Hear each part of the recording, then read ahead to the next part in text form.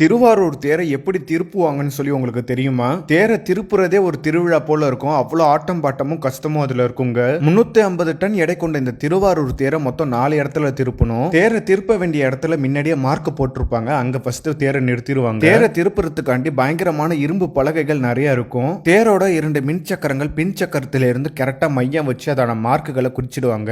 Mark பண்ண இடத்துல கரெக்டா இரும்பு பலகையை போட்டுட்டு அதுக்கு மேலதான் தேரை திருப்புற போல பிளான் பண்ணுவாங்க. இதை செய்யறதுக்கு அங்க நிறைய டீம் இருக்காங்க. இவங்க எல்லாருமே திருவாரூர் மண்காரங்க. ஒரு ஆன்மீகமான தேரை அறிவியல் முறைப்படி இங்க செய்யறத நீங்க பார்க்கலாம். இந்த திருவாரூர் தேரை கூட நிறைய பேர் பார்த்திருப்பீங்க. ஆனா இந்த காட்சியை யாருமே பார்த்திருக்க மாட்டீங்க. அதனால வீடியோ பார்க்கறவங்க எல்லாருக்குமே ஷேர் பண்ணி விடுங்க. தேர் இப்ப வலதுபுறமா தான் திரும்பி நிறுத்தணும். அதனால இடதுபுற மின் சக்கரத்திலையும் வலதுபுற மின் சக்கரத்திலையும் தான் இந்த பலகை போடுவாங்க. இந்த இரும்பு பலகைகளை அரைவட்டமா தான் வைப்பாங்க. ஒரு பலகை மீது இன்னொரு பலகை இருக்கணும். இதெல்லாம் கரெக்டா கண்காணித்து சரியா பண்ணணும். இல்லைன்னா கொஞ்சம் சொதப்பிடும். ஒவ்வொரு வளைவிலையும் அரை மணி நேரத்துல இருந்து 1 மணி நேரம் வரை இந்த வேலை செய்ய ஆகலாம். இப்ப பலகையை சரியா பண்ணிட்டாங்க. இப்ப தப்பு அடிச்சு அந்த பலகை மேல தேரை கரெக்டா நிறுத்தணும். தேரை இரும்பு பலகை மேல நிறுத்தி முட்டுக்கட்டை போட்டுட்டாங்க. இப்ப வடத்தை எல்லாம் வலது பக்கமா எடுத்துட்டு போகணும். இந்த திருவாரூர் வடம் மொத்தம் 4ங்க. ஒவ்வொரு வடத்திலையும் 500ல இருந்து 1000 மக்கள் தேர் இழுப்பாங்க.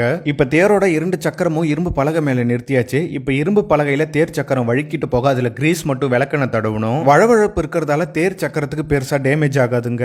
தேரோட ஒரு வடத்தை மட்டும் அங்க உள்ள புல்ட்ரோசர்ல இணைச்சிடுவாங்க. இப்ப கிரீஸ் விளக்கெண்ணெல்லாம் கரெக்டா தடவியாச்சு. இப்ப தேரை திருப்ப வேண்டியதுதான். ஆயிரக்கணக்கான மக்களும் சக்தி வாய்ந்த புல்ட்ரோசரும் ஒரு சேர தேரை இழுப்பாங்க. அரூரா தியாகேசானுங்கிற சத்தம் எழுப்ப தேர் அழகா வளைஞ்சு வரும் பாருங்க. காண கண்கள் கோடி வேணுங்க. அவ்வளவு அழகா இருக்கும். தேர் கரெக்டா வளைஞ்ச உடனே சரியா முட்டுக்கட்டையை போட்டுடணும். இல்லைன்னா தேர் நகர்ந்துரும். தேர் வளைஞ்சு நின்னுடனே போடுவாங்க பாருங்க ஒரு ஆட்டம். ஆக அவ்வளவு அழகா இருக்குங்க. தேர் சக்கரம் கிரீஸ் தடவுனா இரும்பு பலகை மீது எப்படி வழுக்கிட்டு வருதுங்கிறத நீங்க பாருங்க. தேரை திருப்பும் போது பின் சக்கரம் நகரவே கூடாது. அதனால இப்படி கஷ்டப்பட்டு முட்டுக்கட்டை போட்டு அதை நிறுத்தியே வைப்பாங்க.